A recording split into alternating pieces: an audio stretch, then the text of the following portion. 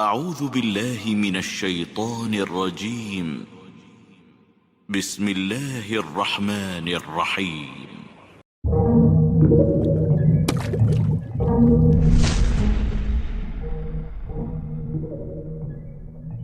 Bismillah, Assalamualaikum warahmatullahi wabarakatuh. Alhamdulillah, salatu wassalamu ala rasulillah wa ala alihi wa sahbihi wa sallam taslima. Nah, sekarang kita di surah Asy-Syarah. Ada juga yang menamakan dengan Al-Insyirah atau Alam Nashrah. Sebagaimana pada pertemuan sebelumnya kita sudah menyebutkan bahwa surah Ad-Duha itu menyebutkan tentang 3 kenikmatan bagi Nabi Muhammad. Kemudian di surah Asy-Syarah ini Allah akan mengulang lagi menyebutkan kenikmatan yang Allah telah peruntukkan bagi baginda kita Muhammad sallallahu alaihi wasallam. Cuman bedanya Pak, kalau di surah Ad-Duha itu 3 kenikmatan yang sifatnya zahir. Kalau ini sifatnya maknawi. Allah Subhanahu wa taala berfirman, Alam nashrah laka sadrak. Bukankah kami telah melapangkan dadamu? Ini pertanyaan tapi maknanya adalah tahqiq, yaitu pembenaran bahwa hal ini terjadi. Allah melapangkan dada Nabi Muhammad. Ternyata Pak, ini adalah kenikmatan. Tak kala seseorang itu dilapangkan dadanya, dalam hal apa? Dalam hal menerima hukum yang sifatnya syar'i maupun kauni. Contoh yang syar'i, seperti Allah telah menetapkan bagi kita kewajiban sholat. Maka orang yang beriman akan berlapang dada menerima kewajiban pembebanan tersebut. Beda dengan orang yang tidak beriman, maka sempit dadanya mendengar panggilan azan, mendengar ajakan kebaikan, sempit dadanya. Karena orang itu Pak, tak kala dilapangkan dada, maka berarti dia sudah apa? Sudah terbuka hatinya menerima hidayah-hidayah, arahan dari Allah Subhanahu wa taala. Allah berfirman di ayat yang lain, "Faman yurid ayyudilla ayyahdiyahu yashrah sadrahu lil Islam." Barang siapa yang Allah inginkan hidayah, maka Allah lapangkan dadanya untuk menerima Islam. Wa may yurid ayyudillahu yaj'al sadrahu dayiqan harajan ka'annama yas'adu fis sama. Siapa yang Allah inginkan kesesatan baginya, maka Allah sempitkan dadanya, seakan-akan dia naik ke langit. Ternyata Pak, orang yang makin naik ke atas itu makin sesak napasnya. Kenapa? Karena makin tinggi ke atas itu nggak ada oksigen. Seperti itu kondisinya orang yang mendaki naik ke atas langit. Makanya orang yang naik ke sana, ke bulan atau kemana gitu, membawa apa? Stok oksigen di belakangnya. Nah, demikianlah adanya orang-orang yang sesat, yaitu sempit dadanya menerima ajaran-ajaran yang datang dari syariat. Jadi orang yang lapang dadanya Pak akan mudah menerima ketentuan hukum yang datang dari Allah dan Rasulnya, baik yang sifatnya syar'i. Syar'i itu adalah perintah maupun larangan. Paham? Tak kala dilarang berzina, maka orang yang nggak mau menerima Pak, sempit dadanya, kepengen ingin menghapus seluruh ayat atau hadis yang melarang perzinaan. Kalau Allah Subhanahu wa taala tidak bukakan atau lapangkan dada Nabi Yusuf alaihi salam, maka akan terjadilah perzinaan dengan apa? Istri tuannya Al-Aziz. Ya Allah sebutkan di dalam surah Yusuf, tak kala Yusuf ini sebagai seorang budak dari tuan Al-Aziz, di mana tuan laki-lakinya keluar kerja gitu. Sementara istrinya di dalam rumah, nyuruh masuk Yusuf ke dalam ruangan, kemudian ditutup rapat-rapat pintunya, kemudian dibukalah apa yang dimiliki atau yang dipakai oleh istrinya Al-Aziz ini. Lantas Yusuf pun tertarik, kepengen berhubungan kepadanya. Allah sebutkan di surah Yusuf, walaqad hammat bihi wa hamma biha laula an ra'a burhana rabbih. Dia, istri Al-Aziz ini kepengen banget berhubungan berzina dengan Yusuf, dan Yusuf juga kepengen. Sama-sama apa Pak? Sama-sama mau. Cuma karena Yusuf melihat tanda dari Robnya bahwa ini adalah perbuatan yang nista, tercela, maka kata Allah, kadzalika linusrifa, demikianlah kami palingkan darinya al-fahsu awal fahsya, keburukan dan perbuatan yang keji. Alasannya innahu min ibadina al-mukhlasin, sesungguhnya dia adalah hamba kami yang diikhlaskan, dilapangkan dadanya oleh Allah Subhanahu wa taala. Ini sifatnya hukum yang syar'i. Ada hukum yang kauni Pak. Apa itu? Kejadian-kejadian yang tidak menyenangkan. Contoh, kita keluar gitu, tiba-tiba ada motor nabrak atau mobil. Ini kan musibah yang tidak menyenangkan kan? Nah, kalau seorang itu berlapang dada, maka dia akan bersabar. Dia akan, kalau tingkatan berikutnya lebih tinggi Pak, dia bersyukur. Contoh, dia ditabrak motor, jatuh. Terus datang orang yang nabrak itu. Dia apa ucapkan? Dia mengucapkan, oh, alhamdulillah Bapak sudah menabrak saya. Berarti dia bersyukur ini Pak ya. Atau Bapak aman insya Allah, nggak usah pusing, saya tenang. Paham? Kenapa dia seperti ini tidak mengatakan, matamu taruh di mana Pak? Ini kok jalan lebar-lebarnya kok saya bisa ditabrak? Tapi dia apa? Diam, tidak berkomentar apa-apa, bahkan dia apa? Bersyukur, terima kasih Pak, Bapak sudah menabrak saya. Bapak ada yang luka? Kalau sekiranya Bapak ada yang luka, saya bawa ke rumah sakit. Kenapa dia sampai mengucapkan seperti ini? Karena dia berlapang dada dalam menerima musibah ini. Dia tahu bahwa ini adalah ketentuan ilahi. Dia tahu bahwa Allah yang mengujinya. Allah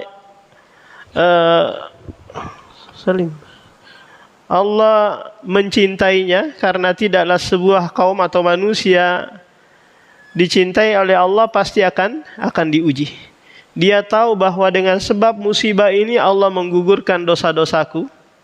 Banyak keuntungan yang dia dapati. Sehingga apa? Sehingga dia bersyukur atau dia bersabar minimalnya ketika mendapati musibah tersebut. Tapi kalau sekiranya Pak, musibah yang sifatnya kauni, itu terkadang apa? Kita berlapang dada dalam menerimanya. Karena kita tidak ada campur tangan atau tidak ada campur tangan manusia untuk hal tersebut. Seperti apa Pak? Mungkin kalau di Balikpapan hujan yang menyebabkan banjir, kulkas terendam, kemudian motor, mobil dan yang lainnya, repot jadinya kita bersihkan rumah lagi. Ini musibah yang sifatnya apa Pak? Kauni. Tidak bisa kita apa? Cegah.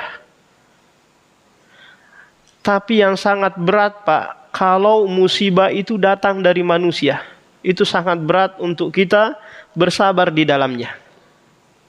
Contoh, tetangga kita sudah sering ngasih ke dia onde-onde, apa makanan yang kita kasih.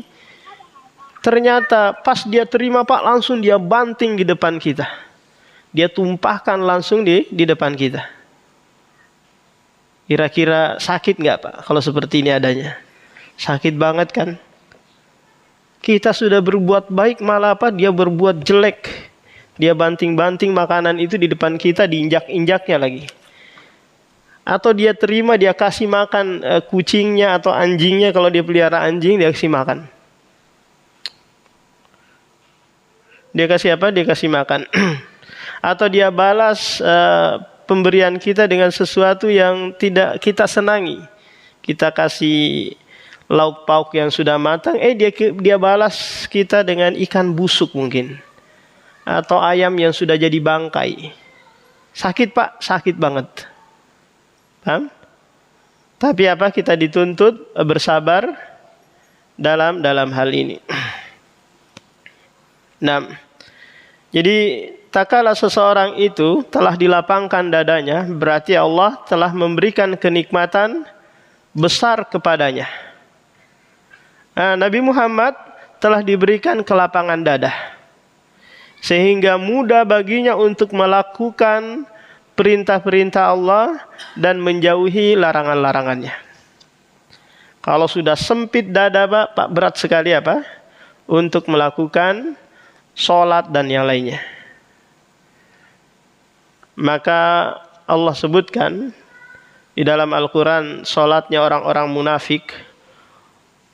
Fa'idha qamu kusala. Jika mereka berdiri untuk sholat, mereka berdiri dalam keadaan malas-malasan. Wala yadhkurunallaha illa qalila. Mereka tidak mengingat Allah kecuali sedikit. Belum lagi kalau datang waktu sholat subuh, yang sangat berat dilaksanakan bagi orang munafik. Tapi tidak halnya dengan orang-orang yang beriman. Karena kelapangan dada tadi, dia mudah sekali menjalankan setiap perintah dan menjauhi setiap larangan. Ada juga ulama tafsir yang mengatakan bahwa insyirah di sini adalah insyirah yang sifatnya zahir, bukan maknawi. Apa itu? Dulu Rasulullah masa kecilnya pernah dibelah dadanya. Dibelah dadanya, kemudian dibersihkan, dikeluarkan kedengkian, kebencian dan yang lainnya. Demikian juga tak kala Rasulullah mau di Isra, di Mi'rajkan, di situ apa? Dilakukan lagi pembedahan, dibersihkan apa yang ada di dalam dada Nabi Muhammad SAW. Tapi ini adalah kekhususan. Tidak ya seperti yang sifatnya maknawi tadi Pak. Itu bisa dirasakan bagi Nabi Muhammad maupun bagi yang lainnya. Yang kedua, kenikmatan yang kedua, wa wada'na anka wizrak. Kami telah menghapus, menghilangkan dosa-dosamu. Sesuatu yang dihapus berarti hal itu ada kan Pak ya? Menunjukkan bahwa Nabi Muhammad juga apa? Berdosa, melakukan kesalahan. Melakukan kesalahan. Akan tetapi Nabi Muhammad itu maksum. Apa itu maksum Pak? Maksum itu jika melakukan kesalahan langsung ditegur. Bukan berarti dia tidak melakukan kesalahan. Coba lihat tak kala di surah Abasa dia bermuka masam, berpaling dari Abdullah ibnu Ummi Maktum, langsung Allah apa? Tegur. Abasa wa tawalla. Demikian juga tak kala Nabi Muhammad mengharamkan apa yang halal baginya, Allah tegur di surah At-Tahrim. Ya ayyuhan nabiyyu lima tuharrimu ma ahallallahu lak tabtagi mardata azwajik. Paham? Nah, kalau Nabi Muhammad langsung apa? Ditegur oleh Allah. Beda dengan selain Nabi. Kalau dia enggak bertobat, kalau dia enggak sadar menyesali perbuatannya, dia apa? Tidak diampuni, tidak ditegur, langsung oleh Allah Subhanahu wa taala. Jadi Nabi Muhammad berdosa, cuman dosa-dosanya itu diampuni, dihilangkan. Dengan sebab apa? Mungkin dengan taubatnya dia, dengan istighfarnya dia. Karena Rasulullah Pak sehari itu beristighfar 70, dalam riwayat yang lain sampai 100 kali. Paham? Sampai 100 kali. Astaghfirullah wa atubu ilaik. Innallaha ghafurur rahim dan seterusnya. Belum lagi amalan-amalan soleh dia yang menyebabkan kesalahan-kesalahannya apa? Dihapus. Tak kala Rasulullah sholat malam yang membuat kedua kakinya bengkak. Lantas Aisyah berkata, bukankah Allah telah mengampuni dosa-dosamu yang telah lalu maupun yang akan datang? Kenapa engkau seperti ini? Kata Rasulullah, afala akunu abdan syakura. Tidak bolehkah aku menjadi hamba Allah yang bersyukur? Dengan apa? Dengan diampuni dosa-dosa. Bentuk syukurnya adalah meningkatkan ibadah dan ketakwaan. Kemudian kata Allah, alladzi anqadha dhahrak. Yang mana dosa itu membebani punggungmu. Kenapa punggung yang disebut ini Pak? Kenapa enggak pundak? Ternyata Pak, anggota tubuh kita yang mampu menahan beban berat itu adalah punggung. Paham? Menunjukkan dosa itu memiliki bobot berat yang itu akan membebani punggung kita atau anggota tubuh kita. Paham? Dulu ulama terdahulu menganggap dosa itu ketika mereka melakukan dosa seperti apa? Seperti tertimpa hal yang besar di kepalanya. Beda dengan orang-orang munafik menganggap bahwa dosa itu seperti lalat yang singgah di hidungnya kemudian dia ginikan saja lepas terbang lagi. Dia meremehkan setiap dosa yang dia lakukan. Beda dengan orang-orang yang soleh, orang-orang yang beriman menganggap bahwa dosa itu membebani kehidupannya. Minimalnya Pak, yang dia rasakan adalah ketenangan. Tidak tenangnya apa? Jiwanya. Seorang penyair pernah berkata bahwa orang yang melakukan dosa itu seperti halnya dia tidur berselimutkan, kemudian di dalam selimutnya itu ada seekor kobra, seekor ular yang berbisa. Kira-kira apa Pak yang dirasakan? Gelisah kan? Ketakutan. Jangankan ular Pak, curut saja ada di dalam ruangan, cek gitu. Kita nggak bisa apa? Nggak bisa tidur, nyenyak, nggak tenang. Apalagi sampai ular di dalam selimut lagi.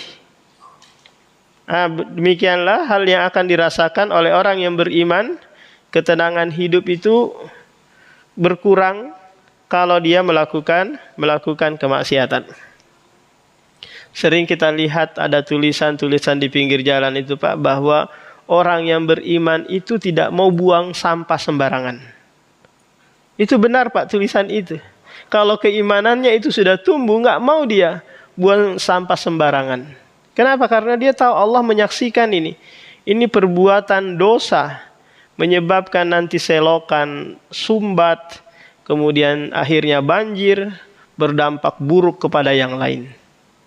Paham? Padahal nggak ada orang kan dia buang mungkin sampah plastik atau apa. Tapi dia nggak mau buang sembarangan. Kenapa? Karena keimanannya kepada Allah. Malu sebagai warga kota beriman buang sampah sembarangan. Benar ungkapan ini. Cuma prakteknya di lapangan itu, paham? Butuh keimanan yang hakiki atau yang sebenar-benarnya. Jadi alladzi anqadha dhahrak. Jadi dosa itu Pak membebani hidup kita. membebani hidup kita. Sekaligus dia akan membuat hati kita menjadi hitam. Karena dosa yang kita lakukan sekecil apapun itu akan menimbulkan noda hitam di dalam hati kita. Nuktatun sauda. Semakin banyak kita berbuat dosa, makin tambah pula noda hitam tersebut. Jangankan hati, Pak. Hajar aswad saja menjadi hitam. Yang dulunya dia adalah hajar abyad, batu putih. Menjadi hitam karena dosa-dosa manusia. Kemudian kenikmatan yang ketiga, wa rafa'na laka dzikrok. Kami angkat penyebutanmu. Ini di dunia maupun di akhirat kelak. Kalau di dunia, Pak, penyebutan Nabi Muhammad itu diangkat di berbagai tempat. Dan itu tidak diberlakukan pada nabi-nabi yang lain. Contoh seperti di saat azan, Pak. Asyhadu an la ilaha illallah, kemudian asyhadu anna Muhammadur Rasulullah. Di saat kita tasyahud, itu juga Nabi Muhammad disebut lagi. Paham? Di setiap ibadah kita, Pak, itu Nabi Muhammad disebut di situ. Kenapa demikian? Karena kita nggak bisa menjalankan ibadah dan ibadah kita tidak bisa diterima kecuali mengikuti tuntunan Rasulullah. Kalau orang-orang awam biasa memajang Muhammad di sebelahnya, Allah di sebelahnya apa, Pak? Ada Rasulullah sallallahu alaihi wasallam. Jadi Allah kemudian Muhammad. Nggak tahu tujuannya apa itu, Pak. Tujuannya sebagai jimat kah? Atau pengusir setan kah dari rumah? Wallahu alam. Tapi itu bukti apa? Dia mengangkat nama Nabi Muhammad sallallahu alaihi wasallam disandingkan oleh Allah Subhanahu wa taala. Dan itu tidak terjadi pada pada nabi-nabi yang lain. Nabi Ibrahim, Nabi Musa. Hanya pada Nabi Muhammad. Adapun tentang Nur Muhammad itu berdasarkan hadis yang la aslalahu. Yang mana disebutkan bahwa Nur Muhammad itu bumi ini diciptakan dengan sebab Nur Muhammad. Muhammad belum lahir, baru cahayanya. Maka ini sikap yang guluh berlebih-lebihan terhadap baginda Rasulullah. Wa rafa'na laka dzikrok. Kami mengangkat penyebutan namamu di dunia maupun di akhirat kelak. Kalau di dalam Al-Quran, Pak, hanya satu nabi Muhammad dan satu sahabat yang disebut. Kalau Muhammad, ya nabi-nabi yang lain disebutkan. Kalau sahabat hanya Zaid bin Harisah. Muhammadur Rasulullah walladzina ma'ahu asyidda'u 'alal kuffari ruhama'u bainahum. Nah, apa artinya Muhammad? Muhammad itu artinya adalah orang yang banyak dipuji. Orang yang banyak dipuji. Dia berasal dari kata hammada yuhammidu tahmidan muhammidun muhammadun. Kalau muhammidun itu maknanya orang yang banyak memuji. Paham, Pak? Muhammad objeknya, subjeknya adalah Muhammad. Paham? Kalau nanti mau mungkin ngasih nama anaknya, anak laki-lakinya Muhammad boleh. Muhammad juga boleh. Mahmud, Hamad, Hamid. Ini sama semua. Maknanya adalah orang yang banyak dipuji. Fa inna ma'al yusri yusra. Inna ma'al usri yusra. Maka sesungguhnya bersama kesulitan itu ada kemudahan. Sesungguhnya bersama kesulitan itu ada kemudahan. Apa kaitannya Pak ayat ini, dua ayat ini dengan sebelumnya? Kaitannya bahwa ini juga adalah kabar gembira bagimu wahai Muhammad, bahwa dalam kehidupanmu itu Allah akan barengi terus kemudahan. Paham? Karena di dalam kehidupan kita Pak, apakah Nabi Muhammad ataukah manusia yang lain, pasti akan mengalami kesulitan-kesulitan hidup. Permasalahan-permasalahan hidup. Sehingga Bapak kalau nggak mau ada kesulitan, nggak mau ada masalah hidup, jangan hidup. Paham? Karena setinggi apapun jabatan Anda, sebanyak apapun harta Anda, itu pasti ada saja kesulitan dan masalah yang dijumpai.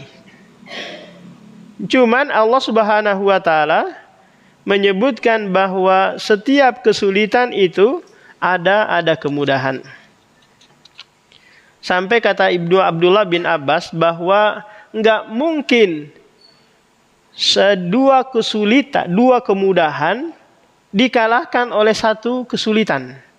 Oh, dari mana nih Ibnu Abbas menafsirkan ayat ini?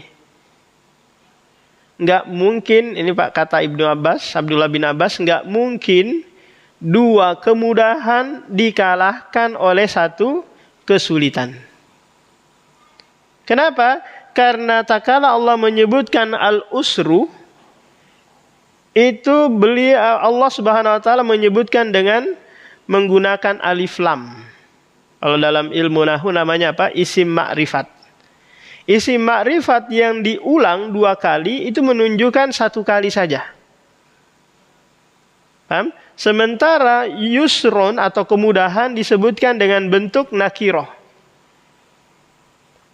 Kalau itu diulang dua kali maka kemudahan yang lain. Apa maknanya? Maknanya jika Anda mengalami satu kesulitan, pasti akan ada dua kemudahan. Maka dari sini ulama kita Pak membuat kaidah fikhiyah yang besar. Apa itu? Al-masyaqqah tajlibu taisir. Setiap ada kesulitan pasti ada kemudahan. Dalam agama kita, dalam muamalah kita, semua Bapak ada kesulitan dan di balik kesulitan tersebut ada kemudahan. Contoh, Salat itu adalah pembebanan. Di mana tatkala kita salat Pak mengalami lagi kesulitan yang baru datang, seperti kita nggak bisa berdiri karena mungkin sakit lututnya, maka ada kemudahan yang datang. Apa itu? Salat dalam keadaan duduk. Nggak bisa lagi duduk karena ada saraf terjepit mungkin di punggungnya. Maka ada lagi kemudahan berikutnya, yaitu apa? Salat dalam keadaan berbaring. Berbaring nggak bisa goyang kiri kanan lagi. Ada lagi kemudahan, salat dengan isyarat. Kedipan Kedipan mata. Nggak bisa lagi berkedip matanya. Innalillahi wa inna ilaihi rajiun. Disolatkan sudah. Paham Pak? Disolatkan. Paham? Jadi sholat itu ada kesulitan di situ. Tapi kesulitan itu tidak bisa tidak bisa dihilangkan. Paham? Sulit ini, nggak bisa. Memang harus harus Anda jalani kesulitan tersebut. Tapi di balik kesulitan itu, jika Anda lagi merasa susah mengerjakannya, maka di sana ada kemudahan. Tak kala kita masuk di bulan Ramadan, apa pembebanan Allah? Berpuasa. Puasa itu berat nggak Pak? Ya berat. menahan lapar, menahan haus, menahan jima, menahan berkata-kata yang kotor. Ini tidak disenangi oleh jiwa. Tapi mesti kita jalani. Karena ini dalam rangka maslahat yang besar, yaitu menjaga agama kita. Tapi di saat kita sakit atau safar mungkin, maka di sana ada kemudahan, yaitu boleh tidak berpuasa dan nanti mengganti di bulan luar bulan Ramadan. Jadi di mana ada kesulitan, di sana ada kemudahan. Ini bagi agama kita, Pak. Kita nggak bisa bersuci dengan air, maka datang kemudahan, yaitu bertayamum. Beda halnya dengan orang-orang dulu, nggak dibolehkan. Kita kalau nggak bisa sholat ke masjid, maka sholat di mana saja kita dapati waktu sholat. Kemudahan demi kemudahan yang datang dari syariat, maka jangan dimudah-mudahkan. Karena sesuatu yang sudah mudah, maka tidak boleh dimudah-mudahkan. Fa inna ma'al usri yusra, inna ma'al usri yusra. Tapi terkadang Pak, kita mengalami keputusasaan. Kadang dihadapi sebuah permasalahan hidup, lantas kita berputus asa. Kayaknya nggak ada jalan lain sudah ini, kecuali harus berbuat haram. Padahal jalan keluarnya mungkin sudah dekat, cuman karena putus asa sehingga menutup jalan keluar tersebut. Tak kala kita sudah pensiun mungkin, nggak punya pekerjaan lagi. Sementara kita punya istri, punya anak yang ada tuntutan untuk menafkahi mereka. Lamar sana sini, nggak diterima. Mau jadi tukang parkir malu, mau jadi pemulung malu. Kayaknya nggak ada jalan lain lagi nih kecuali harus mencopet, kecuali harus merampok, begal, dan yang lainnya. Maka ini Maka ini keputusasaan. Sementara rezeki Allah itu pasti ada. Kenapa? Karena hewan melata saja di muka bumi ini Allah berikan rezeki. Apalagi manusia yang taat. Pasti Allah akan berikan rezeki. Wa ma min dabatin fil ardi illa 'alallahi rizquha. Tidaklah hewan melata yang ada di bumi kecuali Allah lah yang menanggung rezeki mereka. Jangan berputus asa. Selama Anda hidup, maka selama itu Anda ada rezeki. Nanti kalau Anda meninggal, baru rezeki Anda habis. Rezeki Anda selesai. Jangan pernah berprasangka buruk bahwa yang sekarang ini, yang haram saja sulit, apalagi yang halal. Nah kan? Biasa orang awam seperti itu, Pak. Sekarang ini nyopet aja susah, nyari uang dengan cara yang haram, apalagi yang halal-halal. Ini bentuk Pak? Prasangka buruk kepada Allah Subhanahu wa taala. Maka Allah nanti akan mudahkan dia untuk mencari rezeki dengan cara yang haram tersebut. Karena dia sudah berprasangka demikian kepada Allah. Sementara kata Rasulullah kata Allah dalam hadis qudsi, ana inda dhanni abdi bih. Aku itu menurut prasangka hambaku. Jika dia berprasangka baik, aku baik.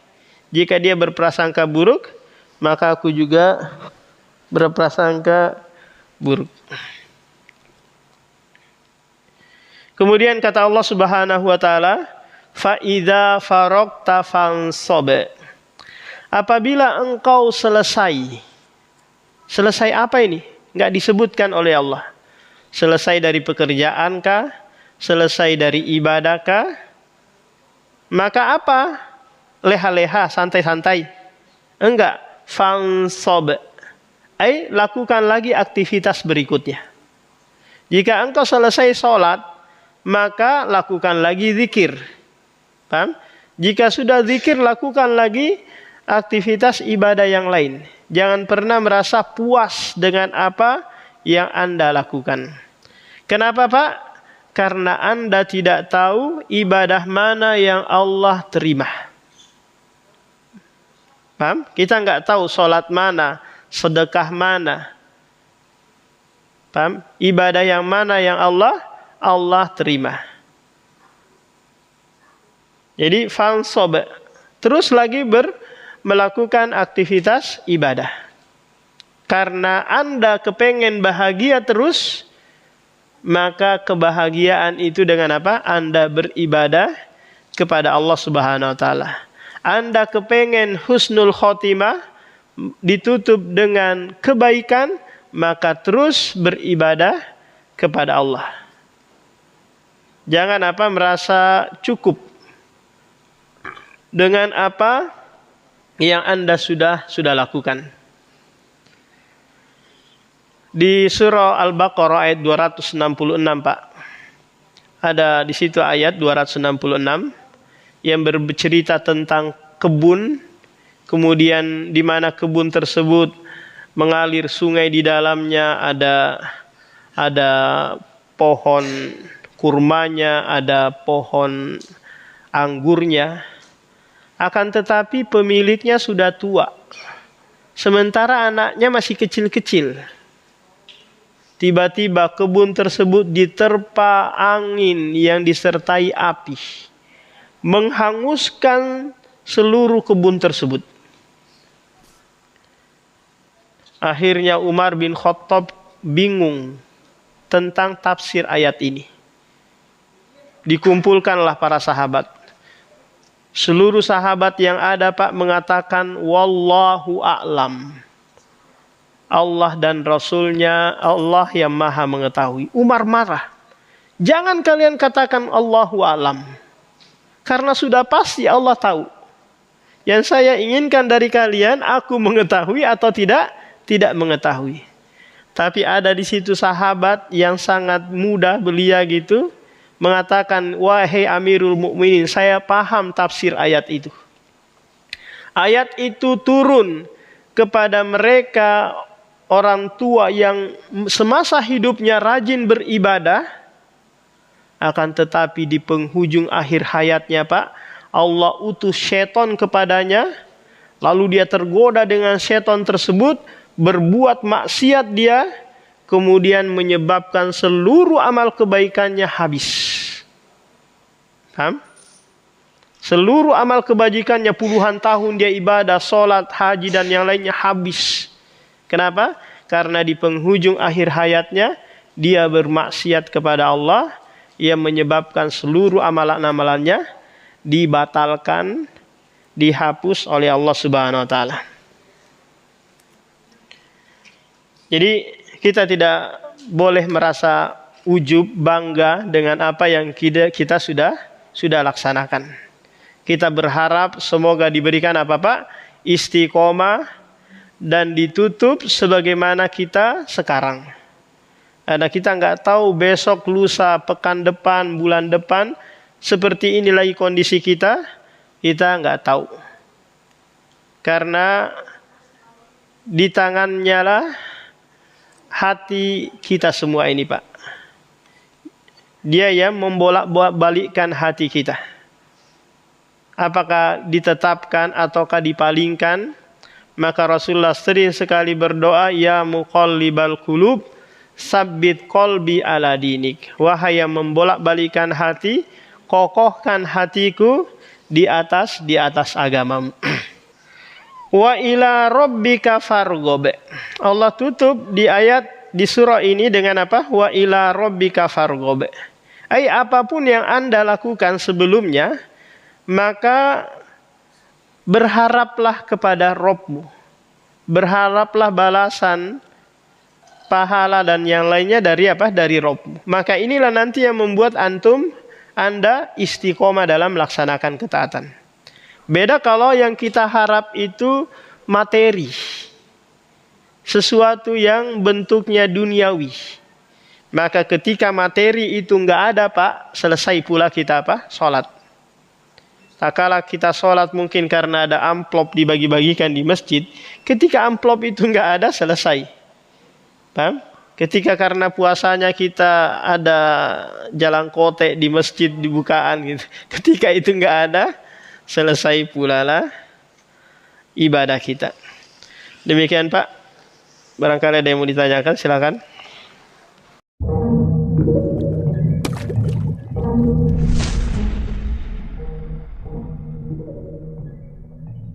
Assalamualaikum warahmatullahi wabarakatuh.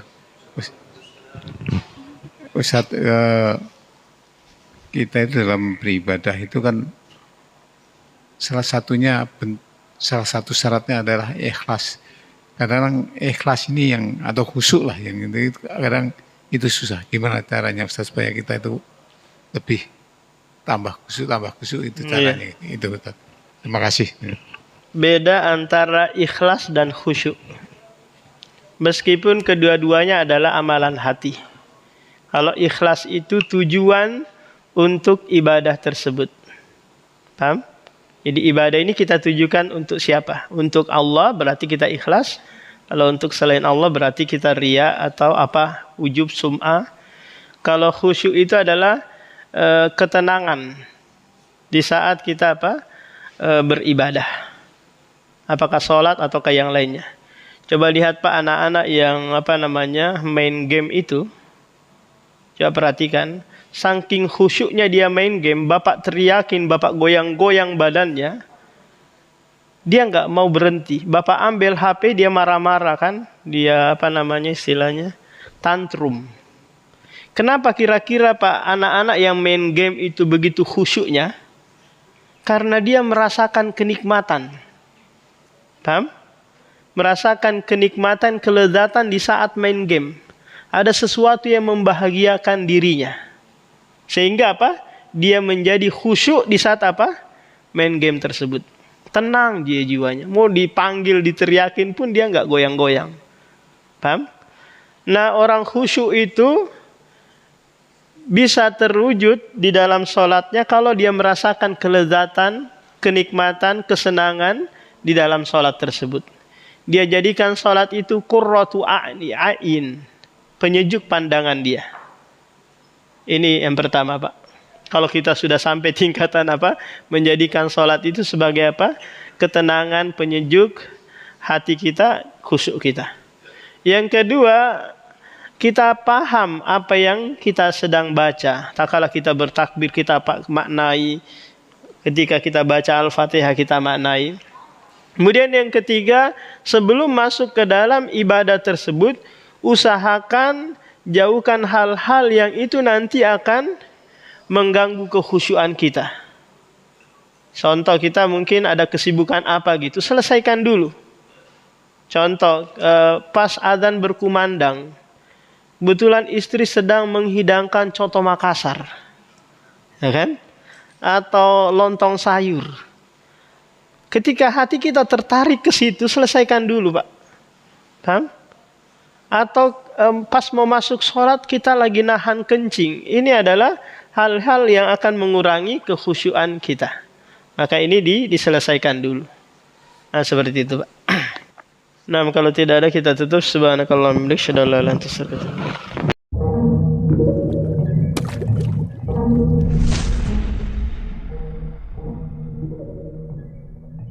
أعوذ بالله من الشيطان الرجيم بسم الله الرحمن الرحيم